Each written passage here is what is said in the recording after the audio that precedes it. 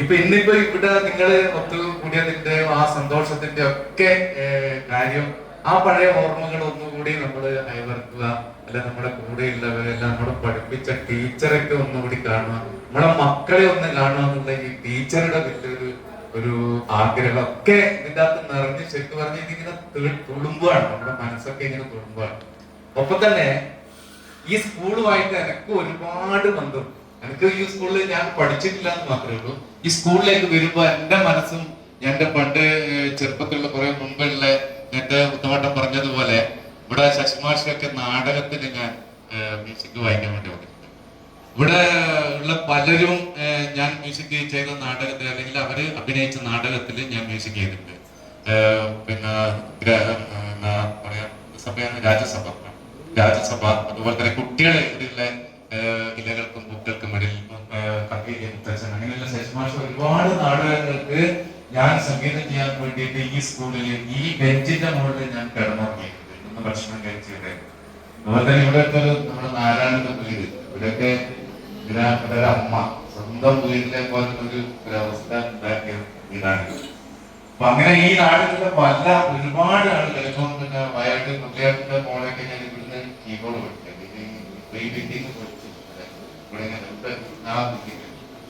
അപ്പൊ അങ്ങനെ ഈ പട്ടാനൂര് അല്ലെങ്കിൽ പടപ്പ നാടുമായിട്ട് ഒരുപാട് നല്ല ബന്ധങ്ങൾ, നല്ല ഇതൊക്കെ അത് സൂക്ഷിക്കുന്ന ഒരാളാണ് ഞാൻ. ഇന്നും അങ്ങനെ തന്നെയാണ്. ഈ ബന്ധങ്ങൾ എന്ന് പറയുമ്പോൾ അവരുടെ കുടുംബം പോലെയാണ് അല്ലെ. കുടുംബം ഇമ്പമുള്ളത് ആണ് കുടുംബം എന്ന് പറയാം. ഓണവില്ലിൽ തമ്പുരുമീട്ടും വീടാണീ വീട്, എന്നും എന്നും പൂക്കരിടരും വീടാണീ വീട്.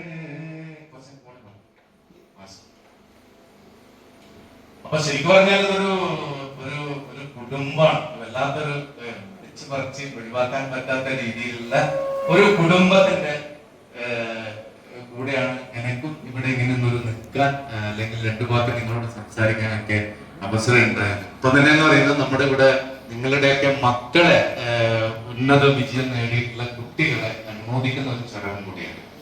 അതൊരു വലിയ മഹത്തരമായ കാര്യമാണ്. കാരണം നമ്മള് ഈ ആദരിക്കുക അല്ലെങ്കിൽ അഭിനന്ദനങ്ങൾ അർപ്പിക്കുക അതൊക്കെ പണ്ടേ നമ്മുടെ ഒരു പാരമ്പര്യമാണ്. പണ്ട് രാജാക്കന്മാരൊക്കെ ഈ രാജസദസ്സിലൊക്കെ വെച്ചിട്ട് സംഗീതജ്ഞന്മാരെയും അതുപോലെ തന്നെ കവികളെയും മറ്റുള്ള ഈ സാഹിത്യകാരന്മാരും ഒക്കെ വിളിച്ചു വരുത്തിയിട്ട് അങ്ങ് പട്ടും പൊന്നാടിയൊക്കെ അണിയിച്ച് കൊടുത്തിട്ടുള്ള ഒരു പാരമ്പര്യം നമുക്കുണ്ട്. ആ പാരമ്പര്യം തന്നെയാണ് നമ്മൾ ഇപ്പോഴും തുടർന്നുകൊണ്ടേയിരിക്കുന്നത്. ഇവിടെ ഉന്നത വിജയം നേടിയ മക്കൾക്കുള്ള അനുമോദനം. ഒപ്പം തന്നെ പല കലാപരിപാടികൾ, സംഗീത പരിപാടികളൊക്കെ ഇവിടെ പ്ലാൻ ചെയ്തിട്ടുണ്ട്. അപ്പൊ സംഗീതം എന്ന് പറയുമ്പോൾ തന്നെ ഇപ്പം പിന്നെ നമുക്കൊരു ഇതൊരു സുഖം അല്ലെ, പാട്ട് കേൾക്കുമ്പോൾ വല്ലാത്തൊരു സുഖം. അപ്പൊ സംഗീതത്തിന് അങ്ങനെയൊക്കെ ഒരു കഴിവുണ്ട്. സംഗീതത്തിന് അങ്ങനെ ഒരു കഴിവുണ്ട്. നമ്മള് പാട്ടിലൊക്കെ കേട്ടിട്ടില്ലേ, സംഗീതമേ അമരസല്ലാപമേ, സംഗീതമേ അമരസല്ലാപമേ, മണ്ണിനു വിണ്ണിന്റെ വരദാനമേ, വേദനയെ പോലും വേദാന്തമാക്കുന്ന നാദാനുസന്ധാന കൈവല്യമേ, സംഗീതമേ അമരസല്ലാപമേ. ഈ മണ്ണിന് ദൈവം തന്ന വരദാനാണെന്ന് പറയാം സംഗീതം. സംഗീതം എന്താ വേദനയെ പോലും ഇല്ലാണ്ടാക്കുന്നെന്ന് പറയുന്നത് അല്ലെ. വേദന, നമ്മുടെ മനസ്സിന്റെ ഉള്ളിലുള്ള വേദനകള് മാറ്റാൻ സംഗീതത്തിന് പറ്റും. ഒരു പാട്ട് കേൾക്കുമ്പോൾ നമ്മൾക്ക് എന്തോ ഒരു ശരീരത്തിൽ എന്തൊക്കെയോ മാറ്റങ്ങൾ സംഭവിക്കുന്നതായി തന്നെ നമുക്ക് തോന്നും. നമ്മളിങ്ങനെ ഫ്രീസ് ആവും, ഇങ്ങനെ അനങ്ങാൻ പറ്റുന്നില്ല ചില പാട്ടുകളൊക്കെ കേൾക്കും അല്ലെ. ഇങ്ങനെ രോമൊക്കെ ഇങ്ങനെ എഴുന്നേറ്റെടുക്കുക, ഇങ്ങനെ തടയുന്നില്ല എന്തെങ്കിലും ഒരു പെരുപ്പ് പോലെ, കണ്ണില് വെള്ളം ഇങ്ങനെ നിറയുന്നത് പോലെയൊക്കെ തോന്നും.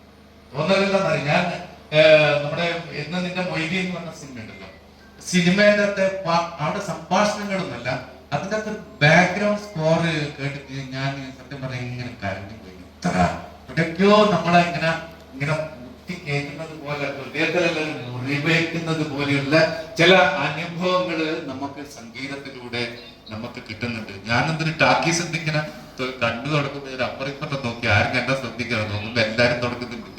അപ്പൊ അതാണ് അതിന്റെ അതിന്റെ ഒരു പ്രത്യേകതയാണ്. കാരണം എന്താന്ന് പറഞ്ഞാൽ നമ്മള് ജനിക്കുമ്പോൾ തന്നെ കേട്ടുകൊണ്ട് വന്നത് സംഗീതമാണ് അല്ലെ.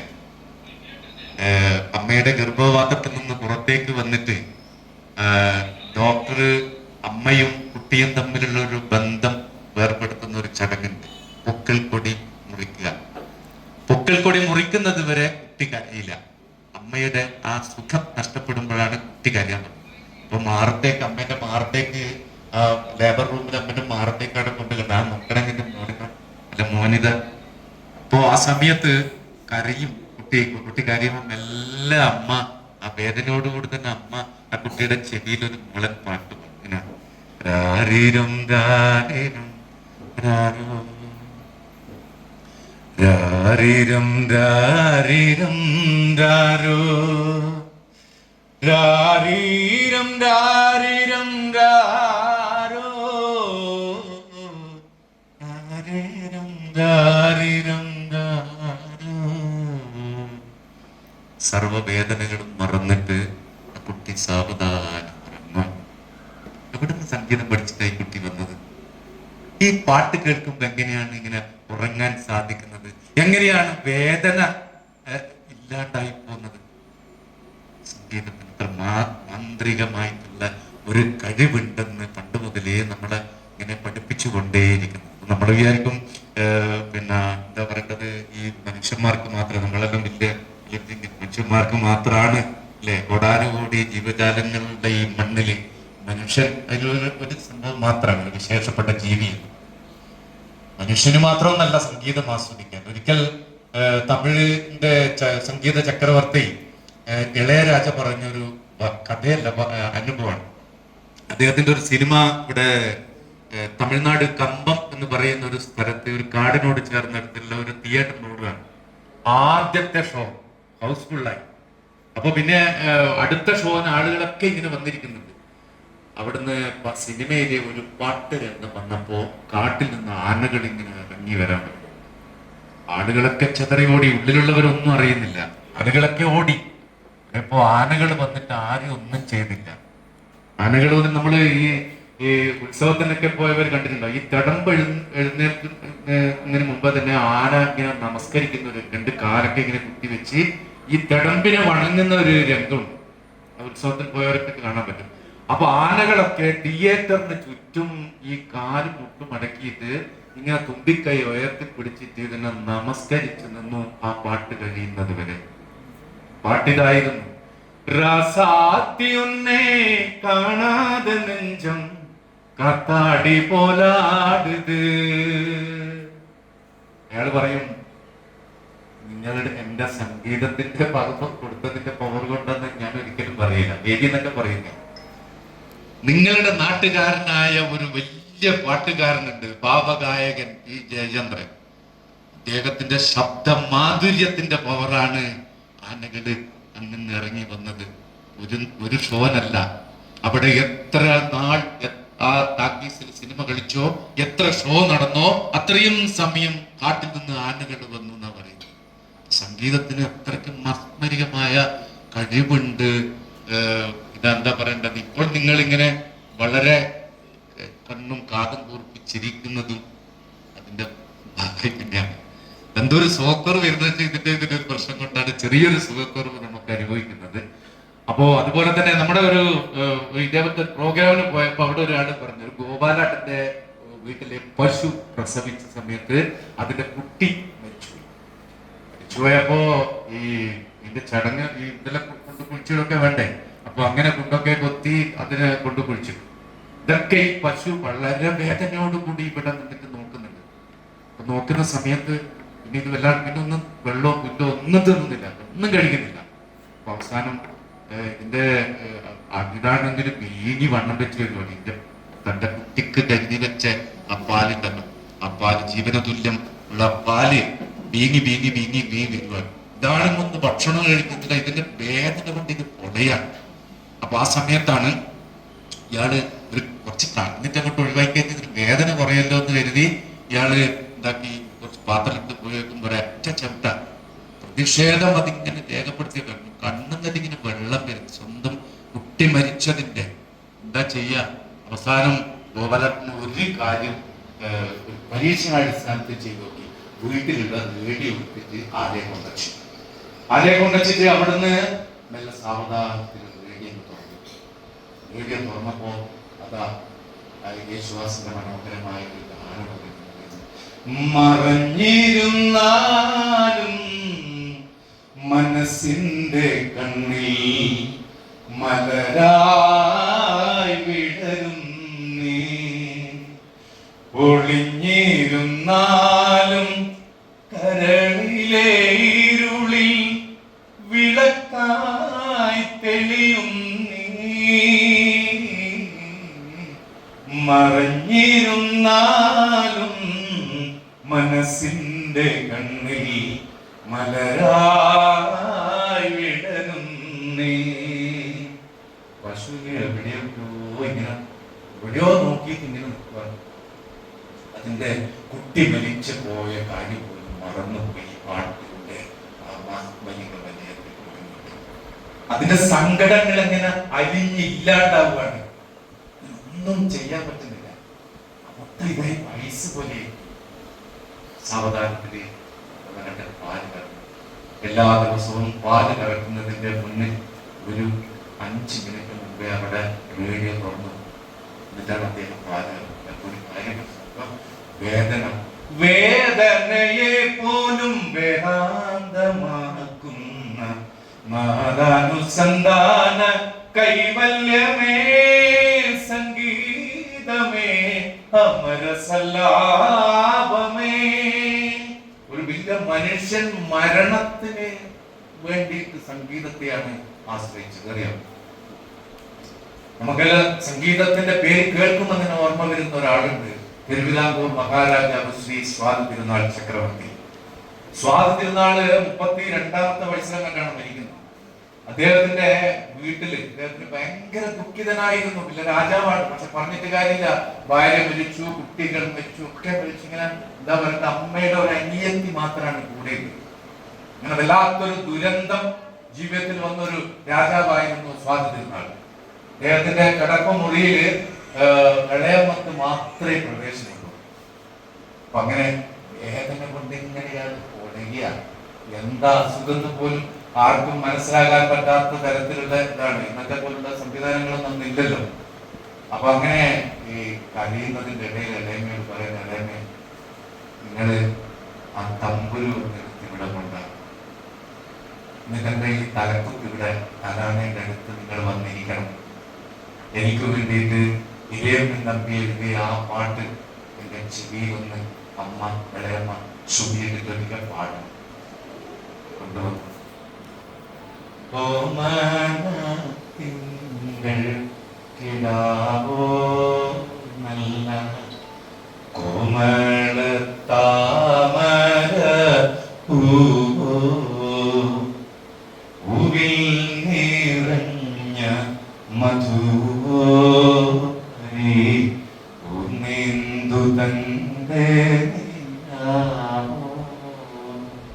പല്ലവിയും അനുപല്ലവിയും ചരണവും പാടി തീർന്നപ്പോൾ അദ്ദേഹത്തിന്റെ കണ്ണുകള് സാവധാനം എന്നേക്കുമായി അടങ്ങി. ഒരു മനുഷ്യൻ മരിക്കാൻ, വേദനയില്ലാതെ മരിക്കാൻ ഉപയോഗിച്ച ഒരു മാധ്യമം സംഗീതം. സംഗീതത്തിന് അത്രമാത്രം ശക്തിയുണ്ട്, പവറുണ്ട് എന്ന് നമ്മുടെ ഓരോ സമയത്തും ഓരോ കാലത്തും നമ്മളെ പഠിപ്പിച്ചുകൊണ്ടേയിരിക്കുന്നു. അപ്പൊ നമുക്കിപ്പോ ഇവിടെ മറ്റൊരു കാര്യമാണ്, ഞാൻ ഈ ഇതുമായി ബന്ധപ്പെട്ടത് കൊണ്ടാണ് ഇങ്ങനത്തെ ചില കഥകൾ പറയേണ്ടി വന്നത്. അപ്പോ ഇവിടെ നമ്മള് ആദരിക്കുന്നത് കുറെ മക്കളെയാണ്. അവരുടെ ജീവിതത്തില് അച്ഛനമ്മമാർ, രക്ഷിതാക്കൾ എന്താണോ ആഗ്രഹിച്ചത് അത് ജീവിതത്തിലേക്ക് നിറവേറ്റി കൊടുക്കാൻ വേണ്ടി, അവരുടെ സ്വപ്നങ്ങൾ സാക്ഷാത്കരിക്കാൻ വേണ്ടി അവരുടെ കൂടെ നിന്ന് പഠിച്ച് ഉയർന്ന മക്കളുടെ കഥ, അവരെ ആദരിക്കാനാണ് നമ്മുടെ ഇവിടെ എത്തിച്ചത്. അപ്പോ ഒരു ലക്ഷ്യബോധം അല്ലെ ജീവിതത്തിൽ ഇതോടുകൂടി ഇവിടെ എല്ലാ വിഷയത്തിലും പേപ്പർസ് കിട്ടിയതോടുകൂടി ജീവിതം അവസാനിക്കുന്നില്ല. ഇനി അങ്ങോട്ടാണ് വലിയ കാര്യങ്ങളിലേക്ക് എത്തിപ്പെടേണ്ടത്. അവിടെയൊക്കെ ഒരു ജീവിതത്തിൽ ഒരു ലക്ഷ്യബോധം എന്ന് പറയുന്ന ഒരു സംഭവം, ലക്ഷ്യമാണ് നമുക്ക് എവിടെ ആകണം, അല്ലെ ഞാൻ ആരാകണം, എന്താകണം എന്നൊക്കെ ഒരു ലക്ഷ്യബോധം നമ്മുടെ മനസ്സിൽ കരുതുകയും അത് മുറുക്കെ പിടിക്കുകയും ചെയ്യേണ്ട ഒരു സമയമാണിത്. ഞാനൊരു ചെറിയൊരു കഥ പറയാം. കഥയല്ല, അനുഭവമാണ്. ഒരു അമേരിക്കയിലെ ഒരു കറുത്ത വർഗത്തിൽപ്പെട്ട ഒരു പെൺകുട്ടി പ്രസവിച്ച സമയത്ത് തന്നെ ഡോക്ടർ പ്രസവിച്ച് ഏതാണ്ട് ഒരു നടക്കാൻ പറ്റുന്ന സമയമായപ്പോ കുട്ടി നടക്കുന്നില്ല. ഡോക്ടർ പരിശോധിച്ചപ്പോ പറഞ്ഞു, ജന്മനാ തന്നെ ഈ കുട്ടിക്ക് പോളിയോ, ജീവിതത്തിൽ ഇനി ഒരിക്കലും ഈ കുട്ടി എഴുന്നേറ്റ് നടക്കില്ല, നിങ്ങൾ ഈ കുട്ടിക്ക് വേണ്ടി അങ്ങനെ കൂടുതലായിട്ട് മെനക്കെടേണ്ട ആവശ്യമില്ല. ഡോക്ടർ വിദ്യാർത്ഥിയാണ് അവസാന വാർത്ത. കുട്ടി നടക്കേണ്ട പ്രായമൊക്കെയായി. ഇതേപോലെ ഒരു സ്കൂൾ ഗ്രൗണ്ടിന്റെ സൈഡിലാണ് ഇവരുടെ വീട്. അമ്മ കുട്ടികളൊക്കെ കളിക്കുന്ന നോക്കിക്കോട്ടെ, കുട്ടിക്ക് നടക്കാൻ പറ്റൂലല്ലോ. ഈ ജനലിന്റെ അടിയില് അതിലൊരു ചെറിയ കട്ടില് കൊണ്ടിട്ട് ഈ കുട്ടിയാണ് രാവിലെ കൊണ്ടുവരുന്നത്. അപ്പൊ ഈ ഗ്രൗണ്ടിലൊക്കെ വന്നിട്ട് കളിക്കുന്ന കുട്ടികളെ കാണുമ്പോൾ ഇങ്ങനെ വല്ലാതെ സങ്കടം. ഞാൻ ഇതേപോലെ ഓടിച്ചാടി നടക്കേണ്ട കുട്ടിയല്ലേ, ഇങ്ങനെ വിധി ഇങ്ങനെ തളർത്തിയില്ലേ. പക്ഷെ എനിക്ക് കുട്ടികളെ പോലെ തന്നെ നടക്കണം, ഈ കുട്ടികളെ പോലെ തന്നെ എനിക്ക് ഓടണം, ചാടണം. കുട്ടിയുടെ മനസ്സിൽ ഇങ്ങനെ ഒരു കാര്യങ്ങൾ ഇങ്ങനെ ഇങ്ങനെ ഇങ്ങനെ ഇങ്ങനെ കൂട്ടി വെക്കാൻ, ഇങ്ങനെ നടക്കാൻ. അമ്മയോട് പറഞ്ഞു, അമ്മ എന്നെ ഒന്ന് ഗ്രൗണ്ട് കൊണ്ടാക്കാം, കുട്ടികളെ കൂടെ ഓടാൻ വേണ്ടിയിട്ട്. നന്നായി കുട്ടി പറയുന്നു. ഡോക്ടർ നിന്റെ മുമ്പ് തന്നെയല്ലേ പറഞ്ഞത് നീ നടക്കൂല ജീവിതകാലം മുഴുവനും, പിന്നെ എന്തിനാ നീ ഇങ്ങനെ മെനക്കെടുത്ത്? അന്നെ കൊണ്ടാക്കണില്ല, ഭക്ഷണം വേണ്ട. ഇതാ കുട്ടി വാശി, ഭയങ്കര വാശി. അവിടെ കൊണ്ടാക്കി എഴുന്നേൽക്കാൻ ശ്രമിക്കുന്നു, ഇവിടെ പറ്റുന്നുണ്ട്. എത്രയോ പ്രാവശ്യം എഴുന്നേൽക്കാൻ ശ്രമിക്കുമ്പോൾ നമ്മൾ ഈ പശുക്കളൊക്കെ പ്രസവിച്ചാല് കടിച്ചുകുട്ടികൾ എണീക്കാൻ ശ്രമിക്കുന്നില്ലേ, അതുപോലെ എഴുന്നേൽക്കാൻ നോക്കുന്നത് വീഴുന്ന മറ്റു രക്ഷിതാക്കളുടെ മുമ്പിൽ ഈ അമ്മ ഇങ്ങനെ പറയേണ്ടത് ആണെങ്കിലാണ്. എന്നിട്ട് പറഞ്ഞ എന്റെ മോളെ, എന്തിനാ നീ ഇങ്ങനെ ഇത്രയും രക്ഷിതാക്കളെ മുമ്പിൽ എന്നെ ഇങ്ങനെ താക്കണം കേൾക്കുന്നു? എനിക്ക് എഴുന്നേറ്റ് നടക്കാൻ പറ്റൂല, നീ വീട്ടണില്ല, എത്ര നീ വീണു, എനക്ക് നടക്കണം. കുട്ടിയുടെ വലിയ വാശിയായിട്ട് നടക്കണം, തീർച്ചയായും ഞാൻ നടക്കും. അവിടെ കൊണ്ടാക്കുന്നു. അപ്പൊ എനിക്ക് ഒരു ചെറിയൊരു വടി കുത്തി തരും, ഒരു ചെറിയ സീമക്കൊന്നെ ഒരു കൊള്ളി കുത്തി തരും, എനിക്ക് കൊത്തി കൊടുക്കുന്നു. കുട്ടി എഴുന്നേക്കാൻ ശ്രമിക്കുന്നു, വീഴുന്നു, കാലിന്റെ മുട്ട കൊടുക്കുന്നു, ഒന്നും പറയേണ്ട. പക്ഷേ മാസങ്ങൾ കൊണ്ട് കുട്ടി എഴുന്നേറ്റിരുന്നു. സാവധാനത്തിൽ എത്രയോ പ്രാവശ്യം, ആയിരക്കണക്കിന് പ്രാവശ്യം എഴുന്നേൽക്കാൻ ശ്രമിക്കുകയും വീഴുകയും ചെയ്ത കുട്ടി അവസാനം എഴുന്നേറ്റ് നിൽക്കുന്നു. വടി കുത്തി സാവധാനം നടക്കുന്നു. കുട്ടി സാവധാനത്തിൽ ഓടുന്നു. ഓടി ഓടി ഓടി ഓടി ഓടി 1956-ലും 1960-ലും ഒളിമ്പിക്സിൽ 100-200 മീറ്റർ ഓട്ടത്തിൽ സ്വർണ്ണ മെഡൽ നേടി ആ പെൺകുട്ടി. പേര് വിൽമ റുഡോൾഫ്. എനിക്ക് കുട്ടികളോടും പറയാനുള്ളത് തന്നെയാണ്, എന്താണോ നമ്മൾ നേടിയെടുക്കേണ്ടതെന്ന് നമ്മളൊരു മനസ്സിൽ ഒരു കാര്യം നമ്മൾ ചിന്തിച്ചാൽ അത് എന്ത് പ്രതിസന്ധി ഉണ്ടെങ്കിലും നേടിയെടുക്കാൻ നമുക്ക് സാധിക്കണം. പ്രത്യേകിച്ച് ആ ഒരു കാലഘട്ടത്തെ പോലെയല്ല ഇപ്പൊ കാലഘട്ടം മാറി.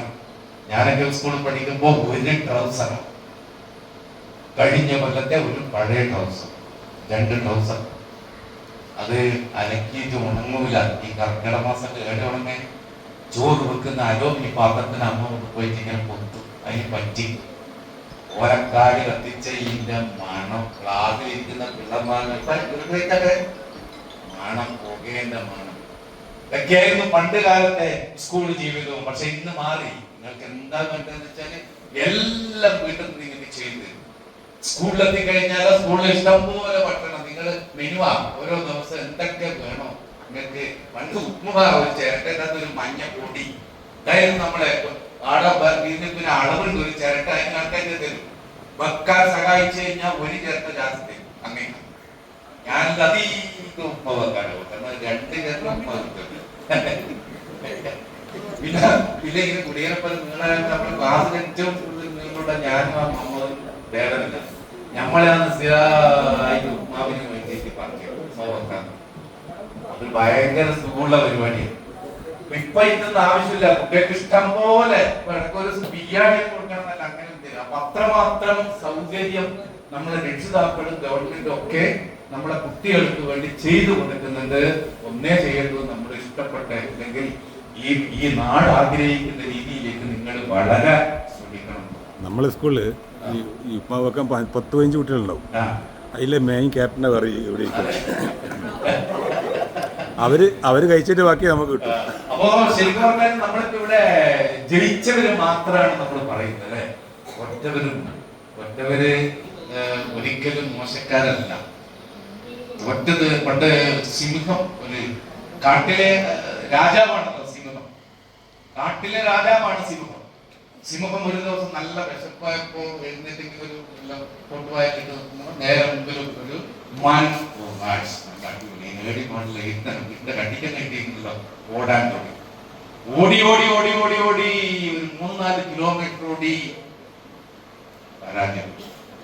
സിംഹം പരാജയം. നിസ്സാരമായ ഒരു മാനിന്റെ മുമ്പിൽ തോറ്റ് നാണം വിട്ട് തിരിച്ചു വരുമ്പോ കാട്ടിലുള്ള കുറെ കുട്ടന്മാരും